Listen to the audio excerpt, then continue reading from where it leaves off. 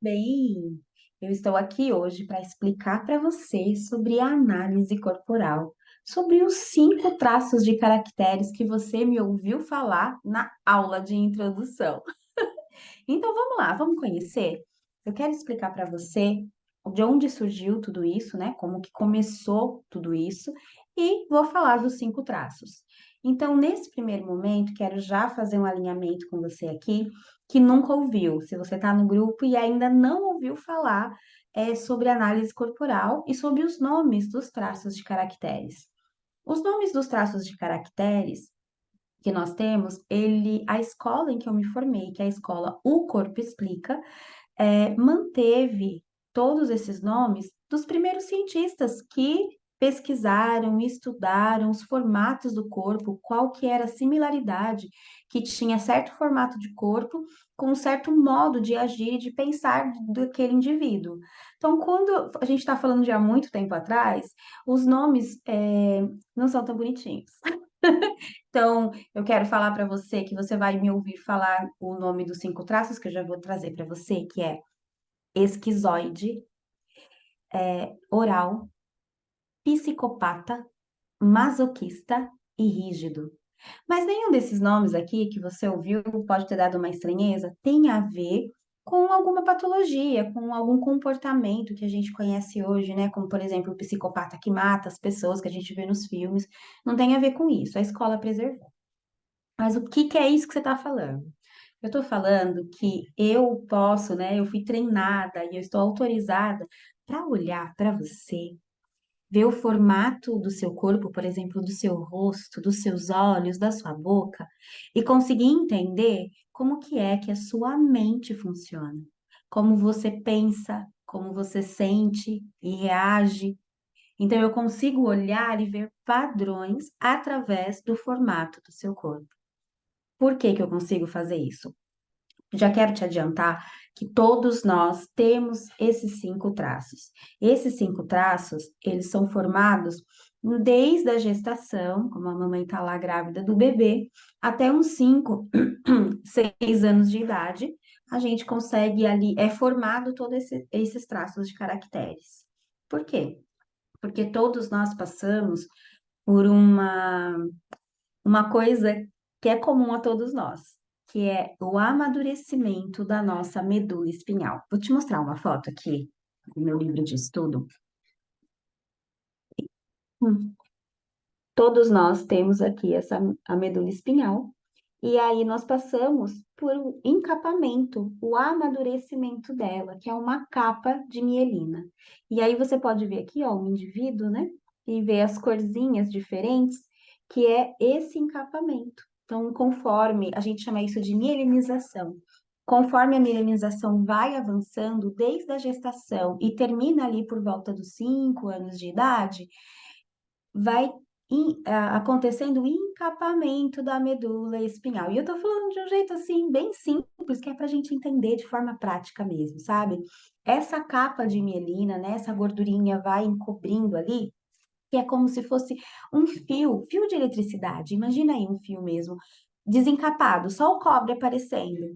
Né? Se você pode até levar um choque ali. E aí, o que que acontece? Em fases diferentes, essa mielinização, essa capinha, né, como se fosse aquela borrachinha que cobre ali, vai acontecendo e encapa uma partinha da medula espinhal. Só que nós, ali naquele momento, nós percebemos o avançar do amadurecimento nessas fases como dor. Nossa percepção é dor. Por quê? Bebezinho tá lá, tá sendo gestado, né? Tá lá na barriguinha da mamãe. E ele não tem controle sobre nada do corpinho, nada do corpo. Mas ele sente, ele percebe que o ambiente mudou e ele sente a rejeição, por exemplo, e você vai entender porque eu vou explicar cada um deles. O bebezinho, quando nasce, ele vai ganhando força, controle em partes do corpo devagarzinho. Você já percebeu? Mesmo que ele mexe as perninhas assim, você vê que é só um espasmo. Ele tem a perninha e ele vai mexendo, mas ele ainda não controla aquela região. Então, Isso é uma coisa que vai acontecendo gradativamente. Então, primeiro ele tem o controle todo aqui nessa parte, né? Na boca, o pescoço, aí vai ganhando o controle nas mãozinhas, né? Nessa parte aqui do tronco, depois vai ganhando controle nas perninhas. Então, é desde a gestação, aí vai passar aqui, olha, a gente vai conseguir ver, ó. A primeira parte é no cérebro, que acontece esse encapamento dessa mielina. Depois a gente vê aqui na cervical, depois na parte torácica, que é aqui, né? Depois na lombar, a neném já tá andando, já tá ali, ó, andando. E na região sacral, que é no início da sexualidade. Então a gente consegue perceber, todos nós passamos por isso, mas impactou a todos nós de forma diferente. Então, às vezes, o que eu senti, o que eu percebi de uma forma diferente do que você sentiu, do que você percebeu. Por isso que, mesmo todos nós tendo 5 traços de caracteres, nós temos em quantidades diferentes.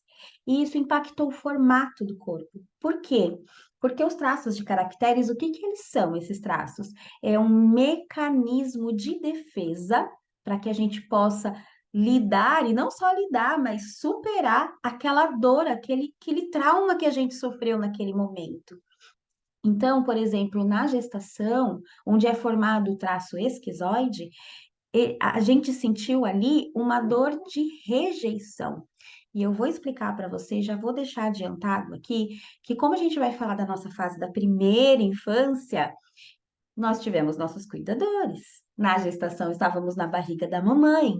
E tudo que a gente sentiu e percebeu não foi a intenção dos pais, dos cuidadores, da mãe, não foi intencionalmente que eles nos causaram essa dor. É que tudo é novo. Tudo era novo para nós, a gente não sabia. Então, quando a gente não sabe, e a gente estava ali aprendendo, né? Estava fazendo as nossas conexões aqui no cérebro de aprendizado, a gente não tem ideia do que era e sentimos. Então, a gente percebeu o ambiente, aconteceu alguma coisa, mudou alguma coisa no meu corpo, eu senti como dor. Aí, para lidar com essa dor, nasceu o traço de caráter para que ele pudesse ter, é um mecanismo de defesa. Porque como tudo era novo e nunca tinha sentido isso, a gente pode, o bebê pode entender assim, né? Fazendo os raciocínios de neném. Se eu sentir isso de novo, eu vou morrer.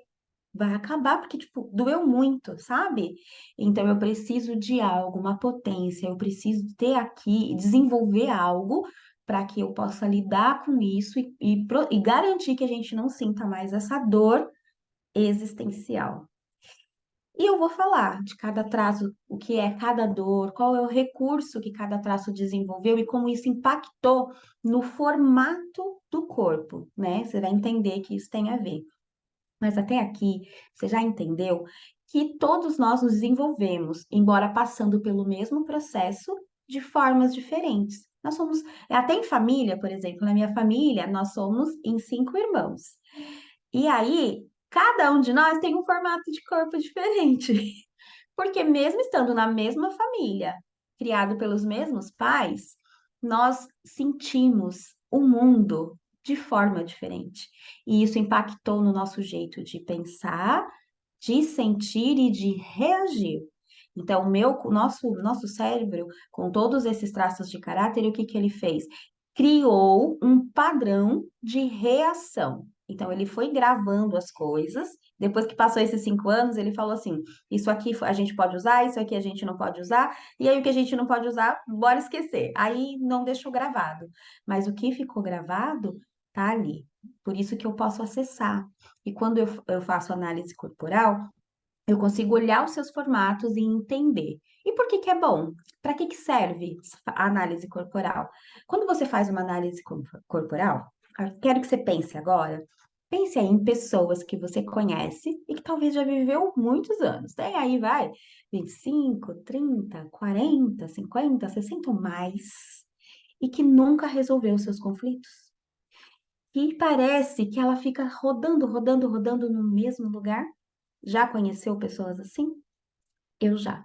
E quando a gente faz uma análise corporal, como eu consigo observar qual é o seu mundo? Eu consigo entender se você é mais racional ou mais emocional, quais são os seus principais traços, quais são suas principais dores, quais são os seus principais recursos.